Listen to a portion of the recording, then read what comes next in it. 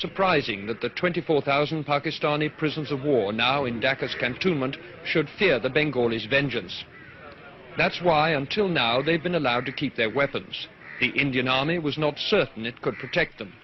But at last, at a formal ceremony, the officers of Pakistan's Army, Navy and Air Force laid down their arms. It was a somewhat theatrical event. General Gandharv Nagra assured the officers that they would be treated with the utmost correctness according to the Geneva Convention. We shall provide all protection and safety. No measures of reprisals would be taken. Free boarding, messing, medical facilities will be provided to you all and all your rank. Then, on the command of their own senior officer present, General Mohammad Jamshed, the leaders of Pakistan's defeated army laid their pistols, Sten guns and rifles on the grass in the final token of surrender. I asked the Pakistani Chief of Staff, Brigadier Baghir Siddiqui, what he'd felt about the ceremony. Well, it's all right. Part of the game, I suppose. It didn't cause you any qualms? Well, you know, we can understand our feelings. But as the General said, this does happen, and so people have to play the game, and I think it's a part of the game. We have to accept it in good grace. Why did you, in the end, surrender? Because for the consideration of the human lives. Could you have fought on? We could have fought on for a long time, not less than 30 days. With due military ritual, the war in the East had been... क्योंकि जो कौमें अपने शोहदा को भूल जाती हैं, वो कौमें मिट जाया करती हैं। मौजूद हाज़रीन, मैं आज आपके सामने एक ऐसे मौजू पर भी बात करना चाहता हूं, जिस पे अमूमन लोग बात करने से गुरेज करते हैं, और ये बात 1971 में हमारी फौज की साबका मशरकी पाकिस्तान में कारकर्दगी से मुतालिक है। मैं यहां पर कुछ हकायक दुरुस्त करना चाहता हूं। सबसे पहले, साबका मशरकी पाकिस्तान एक फौजी नहीं, एक सियासी नाकामी थी। लड़ने वाले फौजों की तादाद 92,000 नहीं, सिर्फ 34,000 थी। बाकी लोग मुख्तलिफ गवर्नमेंट के डिपार्टमेंट्स में थे, और इन 34,000 लोगों का मुकाबला 2.5 lakh Indian army, 2 lakh trend मुक्ति बैनी। अगेंस्ट दीज हैवी ऑड्स हमारी फौज बहुत बहादुरी से लड़ी और बेमिसाल कुर्बानियां पेश की, जिसका इतराफ खुद Indian army chief field marshal Manek Shah ने भी किया है। इन बहादुर गाजियों और शहीदों की कुर्बानियों का आज तक कौम ने इतराफ नहीं किया, जो कि एक बहुत बड़ी ज्यादती है। मैं आज इस मौके का फायदा उठाते हुए इन तमाम गाजियों और शहीदों को खराज तहसीन पेश करता हूं और पेश करता रहूंगा। वो हमारे हीरो हैं और कौम को उन पर फख्र होना चाहिए। आखिर में कुछ बातें आज के सियासी हालात के मुतालिक करना चाहूंगा। मैं काफी सालों से इस बात पे गौर कर रहा था कि दुनिया में सबसे ज्यादा इंसानी हकूक की पामाली यानी कि ह्यूमन राइट्स की वायलेशन हिंदुस्तानी फौज करती है, मगर इनके अवाम कम व बेश ही इनको तनकीद का निशाना बनाते हैं। इसके बरक्स हमारी फौज जो दिन रात कौम की खिदमत में मसरूफ रहती है, गाए बगाए तनकीद का निशाना बनती है। मेरे नज़दीक इसकी बड़ी वजह 70 साल से फौज की मुख्तलिफ सूरतों में सियासत में मुदाखलत है, जो कि गैर आइनी है। इसलिए पिछले साल फरवरी में फौज ने बड़ी सोच और विचार के बाद फैसला किया कि आइंदा फौज किसी सियासी सर, बांग्लादेश की जो सेपरेशन थी उसकी वजह थी जो वो एब्सोल्युटली पॉलिटिकल थी। सर, जो थी मेजॉरिटी मुजीबुर रहमान साहब की थी, लेकिन पाकिस्तान की जो गवर्नमेंट थी, जो एस्टेब्लिशमेंट थी, वो उन्हें मेजॉरिटी नहीं दी गई थी। इसकी वजह से जो थी वो पॉलिटिकल इंस्टेबिलिटी आ गई थी और बांग्लादेश अलग हो गया था। इन शॉर्ट ये कि जो जिसका राइट था उसे नहीं मिला, तो वो मजबूर हुए कि अलहदा से अपनी। सर देखें ना, जहाँ गलती हो वहीं पे फिर मसले बनते हैं। तो जाहिर है हमारी तरफ से पॉलिटिकली एक बहुत बड़ा ब्लेंडर हुआ था ये, जिसकी वजह से जो है बांग्लादेश आज़ाद हुआ था, जिसकी वजह से बांग्लादेश हमारे से सेपरेट हुआ था। ठीक है सर, क्या उन्होंने ठीक किया अपना अलहदा मुल्क बनाकर या गलत किया? सर ये देखें, स्ट्रेटजिकली जियोग्राफिकली पाकिस्तान के लिए बहुत मुश्किल था उसे गवर्न करना। तो ज़ाहिर है अगर वो सेपरेट हुआ है, इसमें हमारी जो है वो हमारे लिए तो ये बड़ा नुकसान है, लेकिन उसे एडमिनिस्टर करना भी मुश्किल हो रहा था। उनके लिए फ़ायदा है। जाहिर है उनके लिए फ़ायदा है। डेफिनेटली अगर वो हमारे से कितने ज़्यादा आगे निकल चुके हैं हमारे से ही सेपरेट होकर।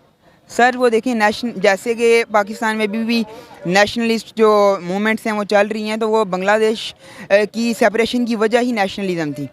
तो ज़ाहिर है उन्हें तो फ़ायदा हुआ है, हमारा तो नुकसान है ना, क्योंकि हमारा वहाँ से रेवेन्यू आन रिसोर्सेज हैं बांग्लादेश में, और वहाँ से जो रेवेन्यू आता था जो हमारा यानी कि एक जियोग्राफिकली भी उसका फ़ायदा भी था कि हमारी वहाँ पे जो साउथ चाइना सी है वहाँ पे हमारी जो एग्जिस्टेंस थी वो ख़त्म हो चुकी है। सर जो हालात बलूचिस्तान में चल रहे हैं, आपको लगता है कि कल को वो भी आने वाले टाइम का बांग्लादेश होगा?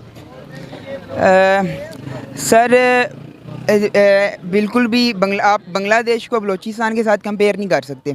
बलूचिस्तान में भी तो राइट नहीं मिल रहे, बलोच को राइट नहीं मिल रहे, वहाँ पर भी बहुत सी ऐसी कौंसल्स हैं जो वर्क कर रही हैं और चाह रही हैं हम सेपरेट हों। हम पाकिस्तानी हम हरगिज़ नहीं चाहेंगे, एक मिनट के लिए भी नहीं चाहेंगे कि बलूचिस्तान हमारे से सेपरेट हो, लेकिन जो रियलिटी है हमें उस पर भी बात करने की ज़रूरत है। आपको पता है या आपको लगता है कि बलूचिस्तान में भी ऐसा वर्क हो रहा है? सर ये जितनी बातें हो रही हैं ना, ये प्योरली पॉलिटिकल टॉपिक्स हैं, और मैं एक आप कह लें कि इकोनॉमिक्स का स्टूडेंट हूँ, लेकिन फिर भी अगर मैं इस पे अपनी बात करूँ तो बांग्लादेश है जो वो जियोग्राफिकली पाकिस्तान के साथ पूरी तरह से ग्रिप्ड है। पाकिस्तान की एक बड़ी अच्छी जो है वो कंट्रोल है पूरा ना बलूचिस्तान हाँ सॉरी बलूचिस्तान पे, और जो बांग्लादेश था वो क्योंकि जियोग्राफिकली बहुत दूर था तो वो थोड़ा सा पाकिस्तान के लिए मुश्किल हो गया उसको हैंडल करना। हाँ जी बिल्कुल। तो मेरा नहीं ख्याल कि बांग्लादेश है जो बलूचिस्तान है वो बांग्लादेश की तरह कल को सेपरेट हो सकता है। ओके, उम्मीद भी अच्छे की करनी चाहिए। हमें चाहिए कि हम जिसका जो राइट है, पाकिस्तानी गवर्नमेंट को चाहिए जिसका जो राइट है उसे दे, ताकि इस तरह की कोई सोच किसी भी इंडिविजुअल या किसी भी कम्युनिटी या किसी भी जो सी सोसाइटी के अंदर ना आए। शुक्रिया सर, बहुत अच्छा लगा आपसे बात करके सर। बहुत अस्सलाम वालेकुम। वालेकुम सलाम। सर आपका नाम? असदुल्ला। सर कैसा रहा एक्सपीरियंस? सबसे पहले तो ये बताएं कि CSS क्या चीज़ है और आपने ये एग्ज़ाम दिया, कैसा एक्सपीरियंस रहा?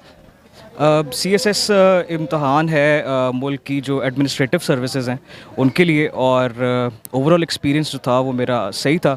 और CSS एक होलिस्टिक इम्तहान है जिसमें आपकी काफ़ी चीज़ें टेस्ट होती हैं, आपका नॉलेज टेस्ट होता है, टाइम मैनेजमेंट टेस्ट होता है, आपका विज़न किस तरह है दुनिया को लेके, चीज़ों को लेके, हाउ यू परसीव थिंग्स, इन चीज़ों से काफ़ी फ़र्क पड़ता है इस ओवरऑल इम्तहान की परफॉर्मेंस आपकी कैसी आती है। ठीक है, ज़बरदस्त। आपका ये एग्ज़ाम अच्छा रहा?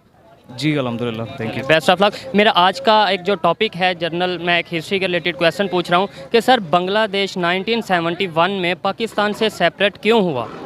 अब उसकी वैसे तो मतलब काफ़ी वजह थी, और सबसे जो मेजर मुझे वजह लगती है मेरे मुताबिक वो थी कि हमारा जोग्राफिकली उनसे काफ़ी ज़्यादा फासला था, और क्योंकि हमारे दरमियान में बांग्लादेश और हमारे दरमियान में एक हॉस्टाइल टेरिटरी थी जो इंडिया है, तो इस वजह से मतलब काफ़ी ज़्यादा हमें उनके साथ कॉपरेट करने में मसला था। फिर उसके बाद हम उनके साथ कॉपरेट नहीं कर पा रहे थे जैसे कॉपरेट करना चाहिए था, हम उन्हें वो सहूलियात नहीं दे पा रहे थे जो देनी चाहिए थी। जी, उसमें हमारा कसूर भी नहीं था, उसकी वजह ये थी कि हमारी लैक ऑफ लीडरशिप थी। जब पाकिस्तान इन्वेंट हुआ है, जब पाकिस्तान बना है, और उसके बाद लैक ऑफ लीडरशिप थी, और दूसरा सिविल मिलिट्री आपस में कॉन्फ्लिक्ट्स की वजह से जो है वो उस वेस्ट ईस्ट पाकिस्तान की जो लोग थे वो थोड़ा मार्जिनलाइज हो रहे थे, क्योंकि ज़्यादा लीडरशिप जो थी जो पाकिस्तान को चला रही थी एज ईस्ट और वेस्ट पाकिस्तान को, वो वेस्ट पाकिस्तान से थी। सर ये बताएं कि कहा यह जाता है इंडिया इन्वॉल्व था, आपको लगता है इंडिया इन्वॉल्व था? अगर इन्वॉल्व था तो बांग्लादेश ने क्यों उसके साथ मतलब ये है कि उसकी हेल्प मांगी, या ये समझा कि इंडिया के साथ अटैच हो के हम अपना सेपरेट मुल्क बनाएं?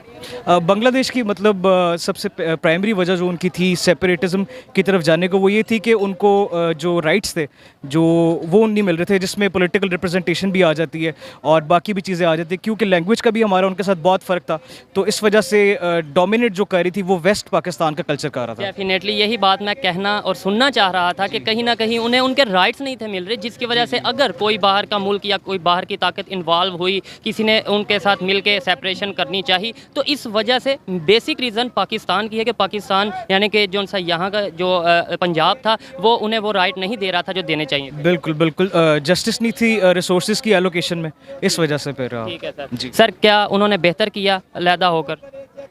ये तो टाइम विल डिसाइड, लेकिन कुछ लिहाज से काफ़ी टाइम हो गया ना, अब तो अपना तकरीबन 50 इयर्स प्लस हो गए हैं, तो अब तो डिसाइड हो जाना चाहिए कि बेहतर किया या नहीं। जी मुझे इसका लगता है कि overall as a Muslim community of the region उसको नुकसान हुआ है, लेकिन जो बंगाली लोग थे और जो वेस्ट पाकिस्तान के लोग थे उनको कुछ लिहाज से फ़ायदा इस तरह हुआ है कि उनके जो इंडिविजुअल राइट्स थे, जो कम्युनिटी से रिलेटेड थे, जो उनकी लैंग्वेज से, जो उनकी कम्युनिटी से रिलेटेड थे, वो डेफिनेटली कुछ हद तक प्रोटेक्ट हुए हैं, वेस्ट पाकिस्तान के भी, ईस्ट पाकिस्तान। लेकिन इसका नुकसान डेफिनेटली ये हुआ है कि जो मुस्लिम कम्युनिटी थी सब कॉन्टिनेंट की, वो वीकन हुई है, और पाकिस्तान, ईस्ट पाकिस्तान को और वेस्ट पाकिस्तान को दोनों नुकसान इस तरह हुआ है कि कुछ रिसोर्सेज ईस्ट पाकिस्तान के पास थे अच्छे और कुछ हमारे पास थे, तो दोनों जो हैं वो एक दूसरे के रिसोर्सेज से डिप्राइव हुए हैं। कहीं नुकसान हुआ, कहीं फ़ायदा हुआ, ठीक है। लास्ट में बस ये बता दें कि अगर ऐसा ही चलता रहा तो क्या आपको नहीं लगता कि बलूचिस्तान में भी कल को ऐसे हालात हो सकते हैं अगर हम उन्हें उनके राइट ना दें तो?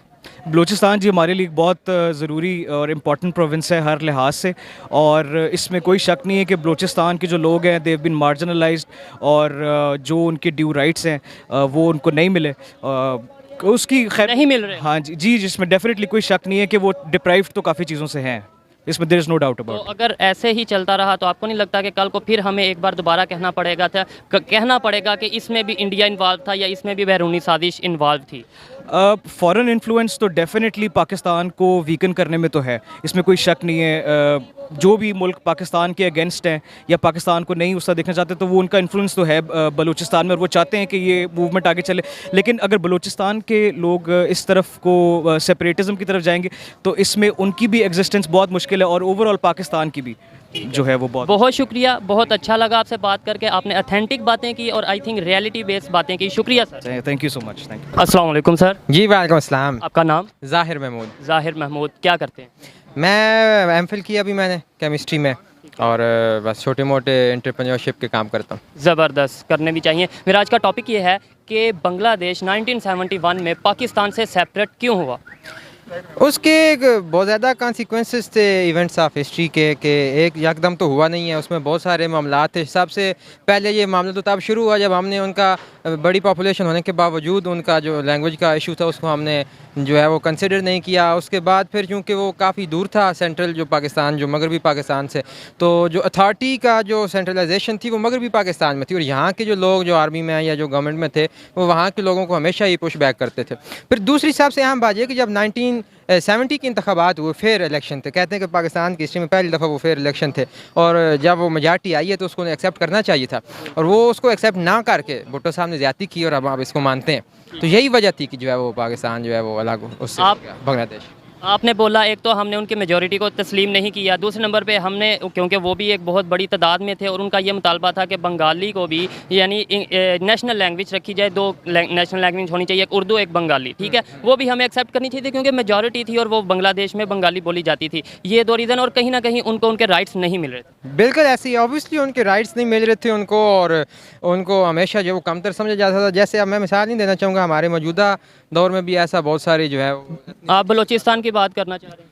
आप कर लें, देखो अब यही है कि ऐसे ही ऑब्वियसली सारा खुला है। देखिए, मैं पाकिस्तानी हूँ और आप भी पाकिस्तानी हैं, हम चाहते हैं कि पाकिस्तान में यूनिटी हो, इत्तेफाक हो, पाकिस्तान बढ़े बटे ना, लेकिन हमें इन इश्यूज़ पे बात करने की ज़रूरत है। आपको क्या लगता है, बात करेंगे तो अवेयरनेस आएगी? आप बलूचिस्तान की बात करते हैं, आप गिलगित बल्तिस्तान में जाके देख लें, आप आज़ाद कश्मीर में जाके देख लें, आप रूरल एरियाज़ ऑफ सिंध में जाके देख लें, आप KPK के जो नॉर्दर्न एरियाज़ हैं वहाँ पर जाके देख लें। आप छोड़ें यार, आप चकवाल जाके देख लें। मैं चकवाल से हूँ, 70 साल में पहली दफ़ा वहाँ पे आपको यूनिवर्सिटी बनाने की बात की गई। पहले से यूनिवर्सिटी नहीं थी, हालांकि वो पाकिस्तान के एक मार्शल एरिया है, जो जनरल है वहाँ से पैदा हुआ है, बट वहाँ पे यूनिवर्सिटी नहीं है। तो यार ये तो हमेशा एक ख़ास किस्म का एक तबका